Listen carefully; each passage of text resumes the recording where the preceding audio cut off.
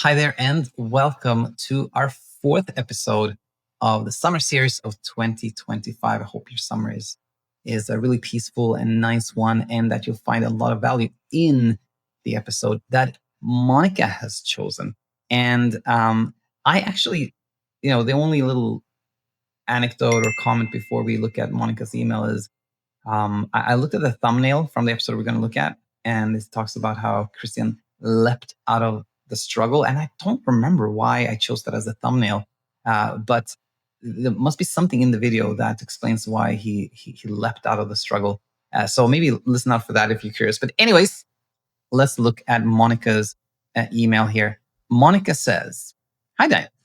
I'm responding to your request to share my favorite video from your channel, and that is Coach Christian's testimonial video, which I've watched during my own insomnia recovery. Christian's testimonial video brought me to tears, not once, but twice. For the first time, I felt truly seen and understood in the depth of my insomnia struggle. During some of the darkest nights of my life, when I was overwhelmed by fear and exhaustion, his story gave me hope. It reminded me that I wasn't broken, just scared and searching. I watched his video during my own recovery process, and it was a turning point. Something clicked. It was then that I made the decision to enroll in the Sleep Coach School certification program. I knew I wanted to be part of this work to help others in the same way that Kristen helped me. I'm beyond grateful to him. His courage, honesty, and heart helped light the way forward with gratitude. Monica." And by the way, this is Monica who herself recorded her success story. Well, when this is aired, it's going to be probably weeks ago. But as I'm recording it, it was, we just had that episode, a week ago or so. But anyways, like this full circle moment.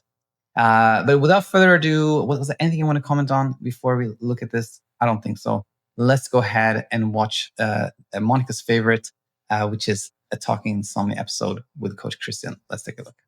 I was so scared, was so freaked out that I lost about 40 pounds in 2 months. My wife and I were both convinced I was going to die. It was just a matter of time.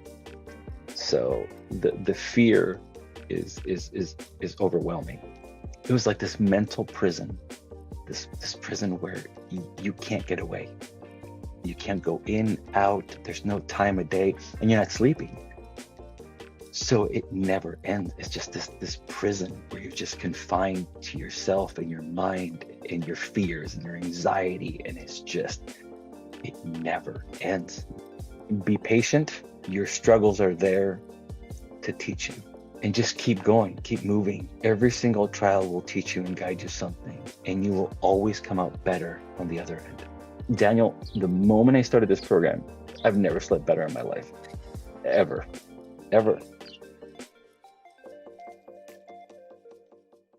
Hi, everyone, and welcome to another really special Talking Insomnia episode. We have Christian with us. Welcome. Thank you, Daniel. Thank you so much for the opportunity to be here. I've really looked forward to this because I'll just share with the audience here that you, Christian, you remember our immunity program, and then you decided to become a coach yourself. So you're now in our coach certification program. And I've talked to you many times, and you've always shared so many nice analogies and stories. And I actually asked you, Phil, I was like, hey, you want to be a guest? And initially you were like, oh, maybe later, we'll see. And then you were like, no, it's time. And so I was like, yeah, let's do this. Super excited. So with that said, let's start from the beginning. How did you start having trouble sleeping, Christian? Well, I don't remember the exact date, but I remember the month. So it was August of 2022. I'm been married for over 20 years. I have 3 kids, 2 girls and a boy. My oldest is Monica, and when she turned 19, she decided to submit paperwork to go serve a mission. And when they go serve a mission, they're gone for 18 months. And you don't get to see them. I mean, you talk to them about an hour a week, and that's about it. And so I have just a very close relationship with my entire family, my wife, my kids. I mean, they're just heavenly. It's perfect wife, tremendous kids. Whenever they talk about teenagers being troublemakers, none of my kids. I mean, it's wonderful. So the idea of not seeing my firstborn for 18 months drove me into an absolute panic. So I remember I started waking up at 2 or 3 in the morning and just frantic. I would just sit up and my heart would just be beating out of my chest. I was sweating sometimes, and I was completely wired, and I had no idea what was going on. I didn't make the connection, and so that kept happening day after day after day, and I thought, well, it must be something medical. So I think most of us go the medical route first. So I met with my doctor, and he said, let's do some blood work, let's get the results, and go from there. So I went home, waited, but I still kept having problems sleeping, right? And it went from getting up at 2 or 3 in the morning to maybe not sleeping at all. And so I thought, well, it's medical. So once we clear things up, I should be fine. So I remember getting the test results back, and he said your thyroid is low, and you have some deficiencies with something. So we'll get these supplements, and once we balance your thyroid out, you'll be fine. Well, it definitely gave me some hope, but I still wasn't sleeping.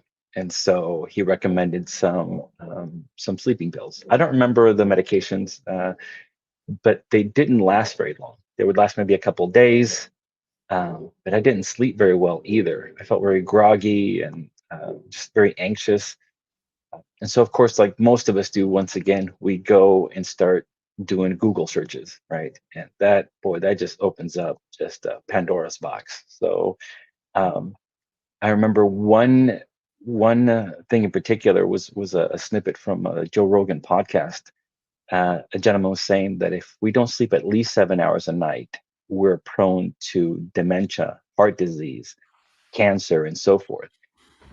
And for me, I have a pretty big history of my family having cancer. My mother and the majority of my uncles have all died of cancer, and heart disease as well in the family. And then on my father's side, there's some dementia. So these are all trigger words. It's like, oh no, I'm going to get all of it. And so then I bought an Apple Watch to track my sleep, right? So now every morning, even if I slept 4 or 5 hours, it still wasn't 7 hours. So I still wasn't out of it. I was still going to get sick. And so, of course, that increases our anxiety, our fear skyrockets, and then you're not sleeping. So now we're feeling absolutely exhausted, worn out, just so tired. So when I started taking the medication and things balanced off, and I had my levels up, I still wasn't sleeping. So I thought, okay, so what's the problem? So we kept trying stronger and stronger medications. I don't remember what we took, but at one point he said, I'm going to give you one of the strongest things that I have. I don't remember the name, but I looked it up online, and it was pretty much an anti-seizure medication. And I thought, I can't do this. I don't, this is just out of control. So I found a new doctor, a functional medicine doctor, and she was wonderful. Absolutely, she's just the sweetest. And she did one thing that I've never had a doctor do. Is we had an hour session. She did some blood work, but she spent a lot of time just talking to me because she just believes. She says there's a reason why this is going on. Um, she looked at my previous blood work. She goes, everything looks pretty normal, pretty. Seem like you're pretty healthy. And she started asking me about my childhood. Well, it was kind of bizarre, so I told her a few things, and she said, I believe that based on what you told me, she goes, I'm not a specialist in this, but you have severe PTSD. Not PTSD, but you have severe PTSD. It sounds like your home life was very unstable, there's a lot of chaos. And now you're telling me that your daughter leaving all of a sudden gives you all this panic. I think you need therapy. She said, I don't believe in talk therapy. So I would recommend something that's called EMDR. And so let's try EMDR because I've heard it work with a lot of people that have PTSD. So then we went that route. So I found a specialist in Dallas, and she'd been doing it for a long time, highly recommended. She'd been training quite a few therapists in this field. And so I decided to not just do EMDR, but I decided to do intensive EMDR, which is between 5.5 to 6 hour sessions a day, twice a day for several weeks. Wait, The say that again. How long are the sessions? 5.5 to 6.5 hours a day. And you can do 2 a day? 2 a week. 2 a Two week. ses Okay. two Yeah. sessions a week, every week for I think it was about a month. So the problem with that is the first 2 sessions, you're just dumping all this trauma. So now we're bringing everything up to the surface, and we're not fixing anything. We're not resolving anything. So there's lack of sleep. There's fear of getting all these diseases and all these medical issues. Uh, the separation anxiety of my daughter being gone, and then now all this trauma keeps being brought up over and over again. So I was just mentally exhausted. I was done. I just couldn't do it anymore. And so my functional medicine doctor said, let's put you on some medication for right now. Let's see if it can just get you to just calm down and get some sleep. I don't remember what she put me on, but it was a combination of like an anxiety medication and a sleep medication. And I started getting some sleep, 5, 6 hours, sometimes 7 hours. But again, it still wasn't enough. So I was getting some sleep, but it was never enough sleep. So I'm dealing with this therapy, and I felt terrible. On top of it, I felt like a zombie. So there was no highs and lows. I was just, yeah, it was just. I think the best way to describe it was a zombie. I remember I felt so safe at that point. I thought, well, at least I'm sleeping something. But what was difficult was when I would hear my kids approach my wife and ask, "What's wrong with dad? Mm. What's happening? Why is he like this?" And I remember seeing we went to the aquarium, and we loved going to the aquarium. So much fun. And we took some pictures, and I saw the pictures, and I'm just standing there gazing off to the side, just completely blank. Just I just looked dead.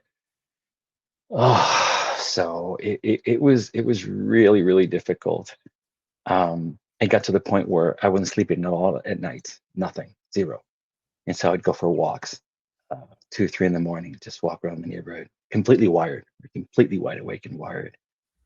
And I just remember just thinking, just please make it stop. Please, please let it. And I never considered hurting myself or doing anything like that, but I just prayed on a fairly regular basis for it to end. And you think about how amazing my life is, right? I have an incredible wife. I have these 3 great kids.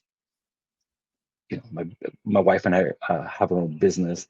Everything's great. A lot of flexibility. Everything is beautiful. Everything's wonderful. And you're to the point where you're just so lonely, so miserable, just feel so overwhelmed and sick.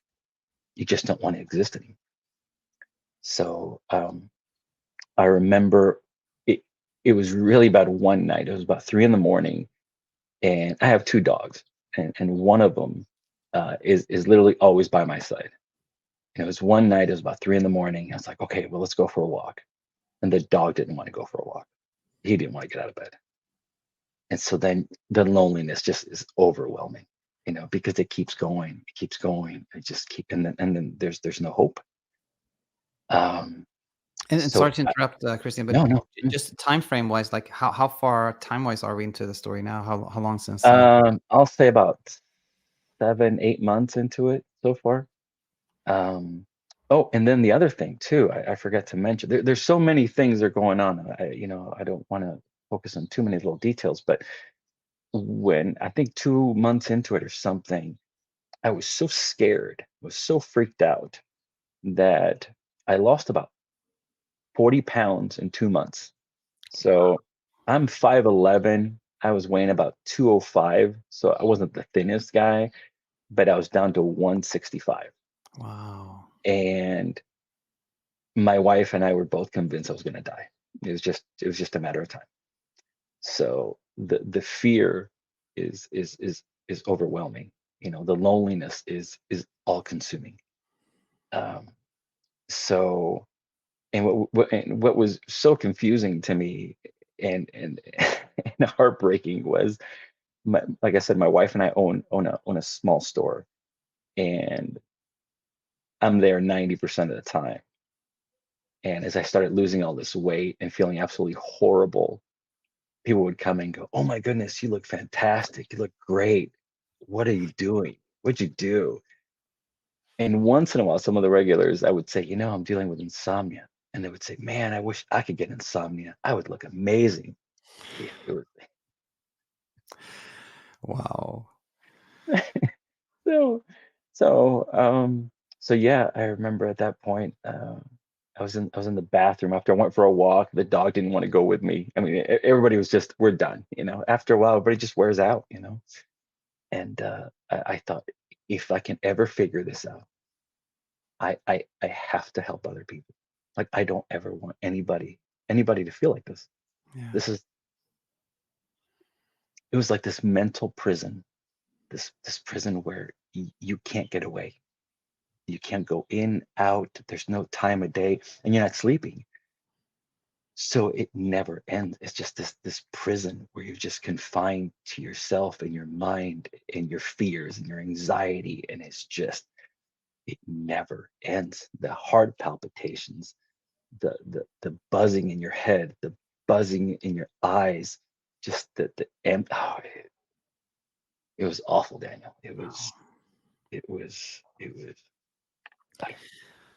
it was You're describing it very vividly. Like, I think, everyone listening to this can really relate and feel how difficult it was. And I had a question for you, which was the EMDR. You describe how the initial session is basically just talking about like these traumatic events and how that wasn't really helpful. I honestly don't know too much about EMDR, but there's some type. Is that some type of like you do something with your eye movement, or is that something You different? can. You can. As a pattern of, you can either do like eye movements, which is pretty common, or they do they put these little like electrodes in your hands and they buzz back and forth lightly. And the idea is I don't remember, it's kind of like reset your thought pattern.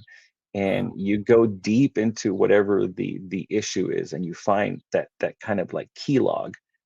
And when you get right there, you start to rebuild and reframe everything in a positive way, in a positive I attitude see. until you get I at it. see.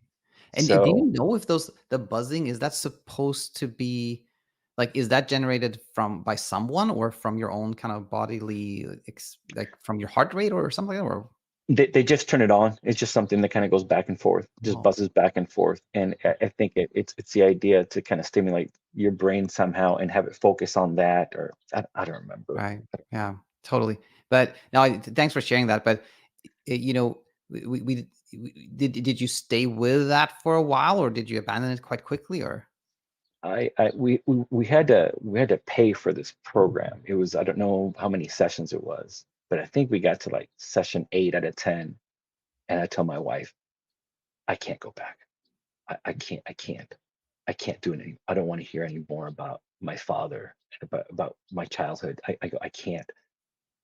I don't want to face this anymore. I'm already dealing with this during the day, and then I have my own fears and concerns and worries at nights. Like, I'm withering away anyway, so if I'm going to die, let me just die peacefully. Just- right. Wow.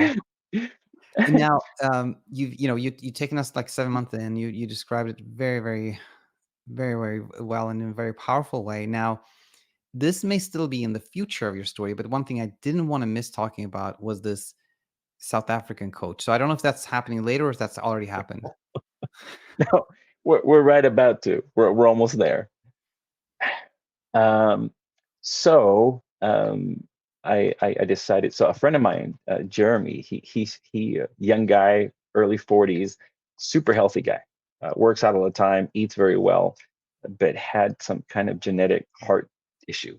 So he ended up having a couple of pretty major heart surgeries, and started with insomnia himself. So he decided to go the CBT-I route, and I decided to try this other sleep program. And he was a very good salesman, talked about how many hours and hours of training he'd had compared to so many doctors in the medical field, how very little they knew about sleep. I thought, well, he's worked with professional athletes around the world. And so I thought, well, there's definitely credibility. Plus, I'm desperate. I'll try anything. So that that made things even worse. When you think you can't go any lower and then you do. I'll give you just a couple of points on his program, but his program was really focused on focusing pretty much the entire day on sleep. So from the moment you get up, you exercise, you eat it's a cup of oatmeal with a cup of fruit. You lunch at between 12 and 2. Don't eat past 6 p.m. No red meat because it shoots up your cortisol levels. No caffeine after 2 p.m. And then I don't know if you remember those circadian rhythm lights. Hit yourself in the face with that for at least an hour a day. Take 90-minute breaks and go outside for about 5 minutes and get natural light. And then my favorite was at night, if it's 2, 3 in the morning and you're wired, either do a cold plunge or do an ice shower. And I did that a few times, and yeah, I was done.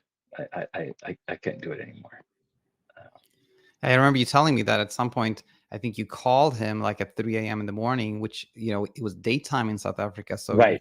and he would basically just tell you, well, you just need to reset, like, Reset.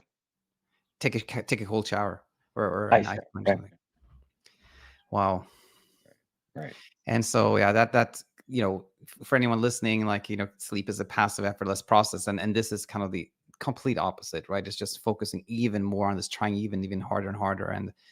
And so I can see how that was very tricky. So yeah, I just didn't want to miss out on that part. But yeah, just take us further. You're doing such a great job telling us the story. So then, like I told you, a friend of mine, Jeremy, started doing CBT-I, and it worked very quickly for him. Fortunately, I had a buddy that I could talk to where we could share stories because nobody else understood, right? Our wives, his wife, but absolutely wonderful people, but you just can't relate. You cannot relate. And we would joke around almost daily. It would say, again, neither one of us would ever harm ourselves, but we made it so it's like if there was a button that we could push and we were just gone, how many times would you have pushed it today? Oh, like 5 times. Oh, like at least a dozen. Oh, I remember 2, 3 in the morning, I would have pushed it like 4 times. Like we were constantly, and then as he was driving, he was like, I pray that a truck just comes and just hits me. And he goes, there's got to be a truck because he felt guilty if he hurt somebody else, right? So we start overthinking about these things. I hope I fall into a ditch and it's instant. Like you're just done. If this is my life, I can't keep going. And so after a few months, he started getting better. And he's like, I'm only having a bad day once a week. And then it was once or twice a month. And then it's like, I don't have any problems. I'm doing great. And then he said, my testosterone levels were low. Once those levels came back up, I've never slept better in my life. And so I was like, well, I'll do CBT-I because it works. Now I have proof. A friend of mine went through it. I'm in. And as soon as I started CBT-I, it didn't make any sense to me. It didn't at all. It was supposed to be your sleep windows between 11 and 5. Okay. But then after 20 or 30 minutes, if you can't fall asleep, get out of bed. But part of the sleep window is you don't look at the time. So how are you going to know? So now you're monitoring. Am I falling asleep? Am I tired? Am I sleeping? How long has it been? Right? The exact opposite of what you're supposed to be doing. And then if you get out of bed, then take about 20 or 30 minutes, watch a show or something, and go back to bed. And if that doesn't work after 20 or 30 minutes, like get out of bed. And then there's a report. How fast before you fell asleep? How does anybody know this, right? How many times did you wake up? How long were you awake for? Estimate. It's just all this information while not looking at the clock. Yeah, it's kind of ridiculous. Like it's so bizarre in a way. Like you tell people like don't look at the clock, but then estimate, and then you're gonna base how do you move forward on those estimates that are completely unreliable. Yeah, I don't know. I don't know. So now I lost my buddy, right? Because he doesn't have any problems anymore, right? So we can't joke around. I can't call him. And as much as I love the guy, great guy, and was super happy for him, we couldn't connect anymore. And I felt like an even bigger failure, right? So I tried one sleep program, it didn't work. I tried CBT-I, which worked for him, and it's known in the industry to be this is what people do. And I failed at that too, right? So we're still with this, all this EMDR, all this depression, all this, self-doubt. And it's like, man, I can't even do CBT-I right. What is wrong with me? You just it it was the worst year of my life, man. It was, I've had my family members that I adore pass away. I've had all these other things happen. This was literally the most crushing time of my life. It was unbearably lonesome. And there's just something wrong with me. I don't know how to fix it. And so as I was watching all these CBT-I videos, I don't remember if it was his program interviewing you, or I found your video interviewing him. But I started listening to it, and I thought, this is a very different attitude, different approach, a very much kinder approach, much more gentle approach. And I thought, well, I'll give it a shot. I'll try it. And you talked about BedTyme, that app. So I downloaded the app and I started listening to it. And of course, I wanted to read everything I could. I wanted everything, all the information right away, right now. But there's a reason why it delivers information slowly. It helps you slow down. And so I started sleeping a little better. And so then I joined your immunity program. And I was only able to show up to a couple of the drop-in classes. And Chris was my coach. Chris is amazing. The guy is absolutely incredible. And every time I got a chance to get on the call and speak with him briefly, it's beautiful, right? Because you're going to have very specific questions. And then oftentimes you want an example, right? Because you're so hyper vigilant. Okay, I understand what you said, but give me an example. Tell me exactly what you did so, right now so I can replicate it. And so he was great. He always gave me pearls, just absolute pearls of wisdom, and they worked. And so what's wonderful too about your program is there's all these great videos of information. There's the calls, which are absolutely priceless, right? The opportunity when you have to talk one-on-one with somebody is, again, priceless. And then we also got a copy of your book, Set It and Forget It. And as I read that, I go, this is the greatest book ever written. Only second to the Bible, right? So this is the greatest book ever. So I remember as I was reading, I was like, this has nothing to do with any of these things that I've been listening for a year. This is about fear. This is about befriending wakefulness and all these other things like that. So I thought this is incredible. And so I started sleeping really well, like really, really well. And so I thought, I think I'm cured, right? I'm an illness. I'm cured from this illness. And so I jumped out of the program. I'm fine. And so I was good for I don't know, maybe a month or so, and then I started having speed bumps. And by then I wasn't familiar enough with speed bumps uh, to understand what was going on. So then I was like, oh no, it's back, it's back. Oh no, what do I do? And then went down the rabbit hole again, right? So this is so embarrassing. I'm only sharing these things with you, not in the hopes of doing anything else than helping other people understand how desperate you get. Is how absolutely desperate you get. So my wife and I are pretty conservative family, and we heard from somebody. Our story, we get to meet so many people, and we heard from somebody's like, we've done journeys, and we go meet with a shaman, and we have this magical experience, and this helps us with our trauma, with our PTSD, and with this. And I started sleeping better, right? Let's call the shaman. Let's go on a journey. so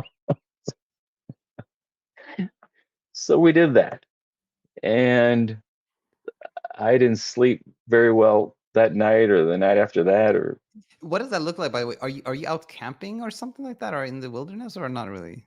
I'll keep it I'll keep it a little vague. We got in a plane. It was out of state. It was a residence, and it was this was really scary for us. Like we were super scared. We didn't know what to do, and so we didn't want to do it with a group because we wanted to just keep it very private. So we paid for a very exclusive, just one-on-one, me, my wife, and the shaman. And so this is so embarrassing. And so we did that for the weekend. And again, it was really great for sharing things and talking about trauma and everything else, but sure didn't help us sleep, at Right. all, at Yeah. all. And so then I thought, well, what about hypnosis? So, so we hired this hypnotist, and that, yeah, it obviously didn't help, right? So then I thought, okay, I'm really running out of ideas. So I was still having some really good days or weeks, but I'd have these speed bumps that would come along the way. And so then I don't know why, the mind just comes up with the craziest things. So I remember years ago, I was watching this show, and this show was something like How to Conquer Your Fears. And I was like, oh, this is fascinating. I'm in, right? So I remember this guy in particular was afraid of sharks. And he was going to go on vacation with his family or something, maybe the I don't know, some tropical island. And he was so afraid of sharks, he didn't even want to put his feet in the water. And so he goes on the show. And so again, I remember the whole episode, but the next scene I remember is this poor guy in a wetsuit standing on a boat, and like a fishing boat. And right next to him are these guys chopping up fish and chum and throwing all this stuff overboard, right? Then there's this aerial view, and you see this little boat and all these gigantic sharks, circling the boat. Then you see this cage being lowered into the water, and then they drop this poor guy in the cage, right? These sharks are just swimming all over. And I was like, there's no magic to facing your fears. There is no secret. There's no pill. There's no meditation. There's just facing your fears. That's it. And so I don't know if it was the same day or the next day. And I don't know why that show ended, right? This is an awesome show, right? It maybe some legal issues or something, but it was such a great show. So I remember I was watching one of your videos, and I think if I remember correctly, it's like at the end of one of your videos, you mentioned something like, "Hey, we're offering coaching, sleep coaching. There's a couple of spots available." And I thought, "Oh my goodness, this is my shark moment. This is my get in the cage and face my demons." Since insomnia is all about fear, what better way to do this? And so I remember contacting you, and I was pretty aggressive about it. Like I wanted to start now. And I remember we had like a brief little one-on-one over Zoom. And this didn't even make any sense. I said, before you push send, I'm going to push reply. I'm in. Let's start right now, because it did two things for me, right? One, coaching would teach you everything you need to help others. So best way to learn everything is to learn it so you can teach others, right? Number one. Number two, I never forgot that promise I made. Is if I can figure out a way to help people, I'm in. I'm in. And so that's how. So when I came back, I didn't come in as a student. I came back as a coach, and it's been life changing, because we've talked about this, that these principles being taught are not about sleeping. They're overall life changing principles. And so uh, I think I mentioned this to you before. I said, Jeremy, a buddy of mine who recovered from insomnia very quickly. That's wonderful. But my journey, even though it was a bit more of a struggle, I feel like I got a huge return of my insomnia. I feel like it was the greatest curse And then this most incredible blessing came from that. So I'm not sleeping like I was before. I'm living better than I ever have. And so what's interesting is I remember I talked to one of the coaches or a couple of them, and I asked him, I said, what's it like if you're, starting this coaching program? Doesn't it freak you out? Do you have a hard time sleeping? Do any of that stuff? And once in a while they go, yeah, maybe for a day or so, a little bit of a struggle, a little bit of an anxiety. Daniel, the moment I started this program, I've never slept better in my life, ever, ever. Because so much of my energy and attention is focused on reading. The material is incredible, right? And I don't like to rush through it. I really just take my time. And as I'm trying to figure out how to pass this along to others, I'm gaining all that information. And so instead of my attention being on how do I make myself better, it's like how do I help other people? And I think it's retaining much better, and I'm absorbing things a lot better. And I'm applying a lot of these principles throughout my day. They have nothing to do with sleep. And so it's been an answer to prayers, man. It's been the greatest gift ever. And what's so beautiful about this is my daughter, who's been on a mission, is coming home in a couple of weeks. And so it's been a full circle since this started. And I am just forever grateful to you, man. Thank you. Oh, so thanks so much. And, I'm so glad you found us and that you're here, and, you're, part of the movement now, helping other people. And I wanted to ask you a few things. One was, when you started, like, you found BedTyme, and then you joined the immunity program, um, you know, I'm guessing that you started to see kind of what insomnia really is about. And do you remember any part where you're like, aha, now I understand what I've been going through, and it's this? Like, when did you start kind of understanding, if you will? So some of that I don't want to completely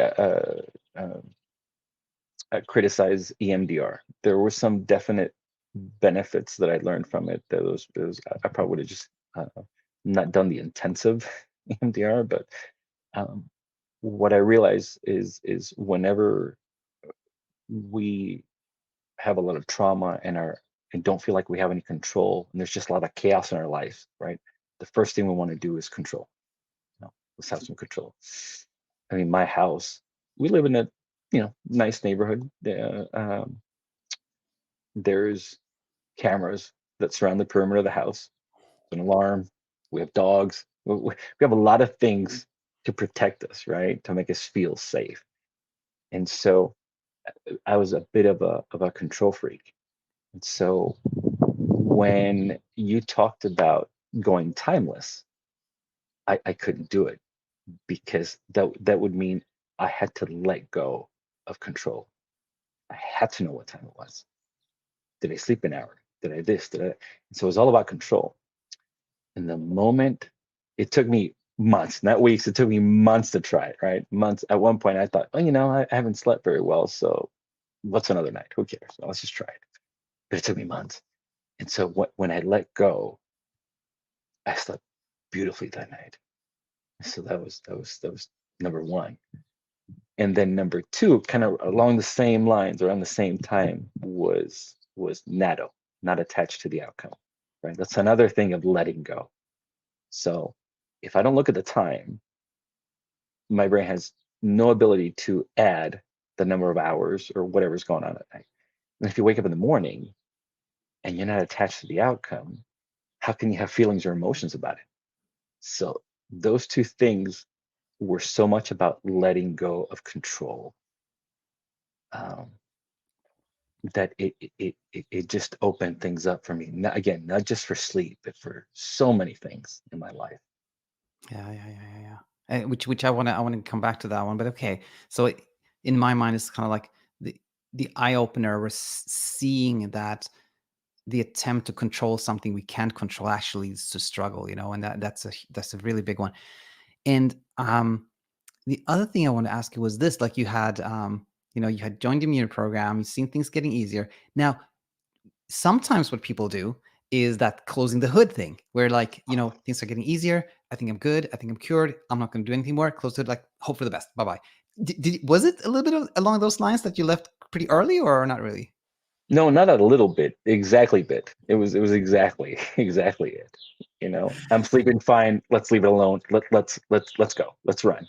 This is this Exactly. is the this is why the training was so important, because as a student, I was just, let's get enough information and let's get out of here. You know, let's eat and run.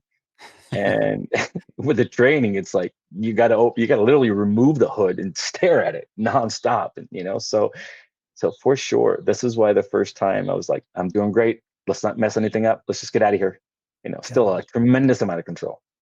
Yeah. And so yeah, I think we cover that. So let's just go to this question, which is you know, you mentioned several times actually how helpful the teachings have been, like outside of sleep, and now it truly is about like life in general. Right. All the principles apply to life in general. But can you give some examples of that? Sure.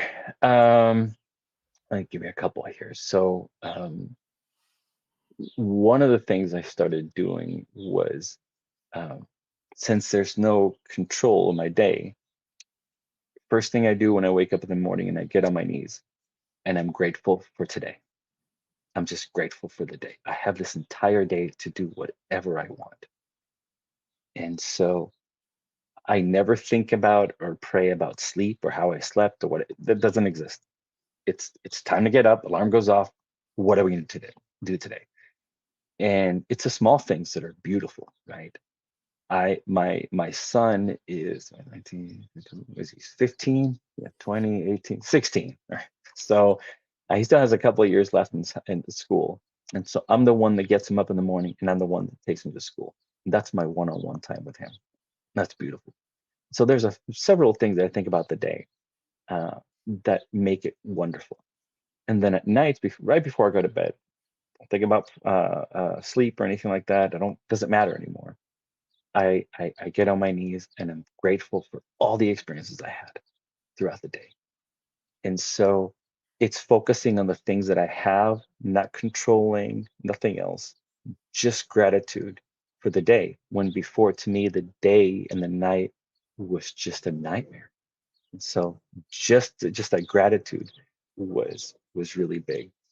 The other part was anxiety, right? You deal with depression, you're always going to have anxiety. As we talked about this, anxiety or that emotions are messages. And so if you avoid those messages, they're going to keep coming. And so you're just anxious all the time because you're not listening.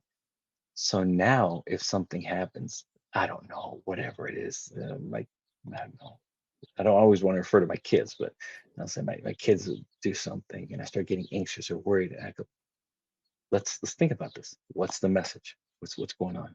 What's the root of this message? Well, the root of this message is you're afraid that they're going to fail at something. Okay, well, what's the problem with that? That's how we learn. Okay, well then, is it really a problem? No, not really. Let's just make sure we're there to catch them if they fall, but maybe not, right? Depending. And so little things like that throughout the day that would cause me anxiety, I just think about it and I kind of process those thoughts, and I just don't have that anxiety that much anymore.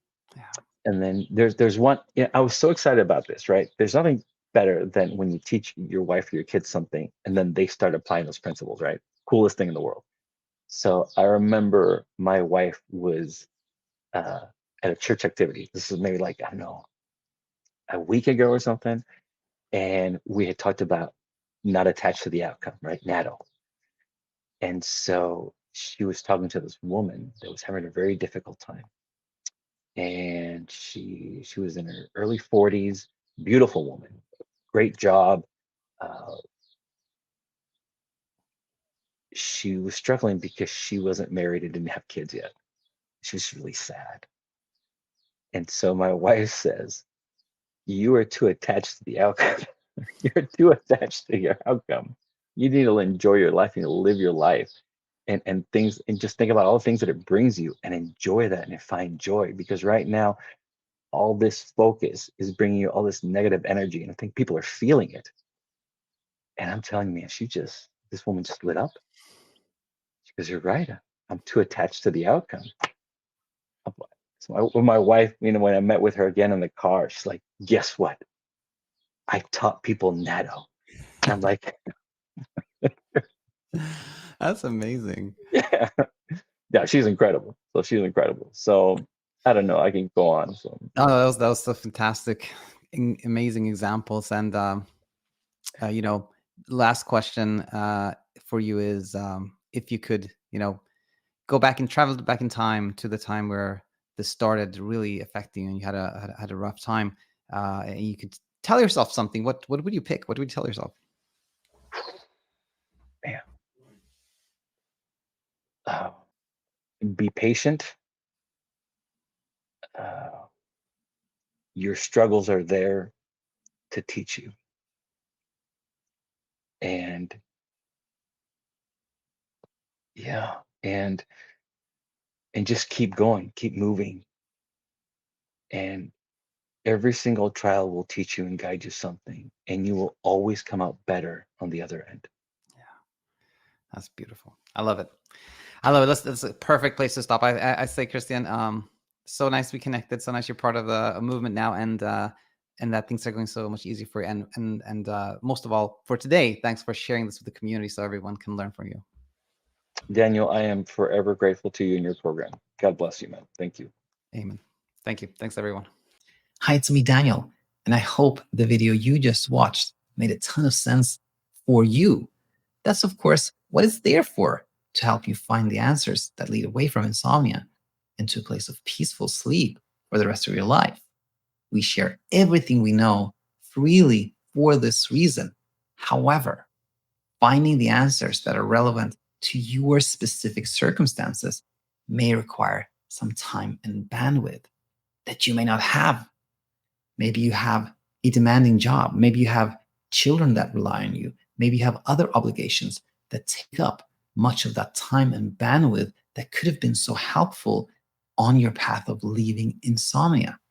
If this sounds like your situation, then we have the perfect solutions for you, the Insomnia Immunity Program or BedTyme. In both these programs, we have a curriculum where the key teachings are laid out in a structured step-by-step fashion, so you don't have to search for them. There's also somebody who understands insomnia, who can answer your questions in a timely way, so you don't have to spend your time and your bandwidth searching for those key answers. If either of these options sound like something you'd like to explore, then go to our website, thesleepcoachschool.com. And if you decide to join, we look forward to seeing you on the other side.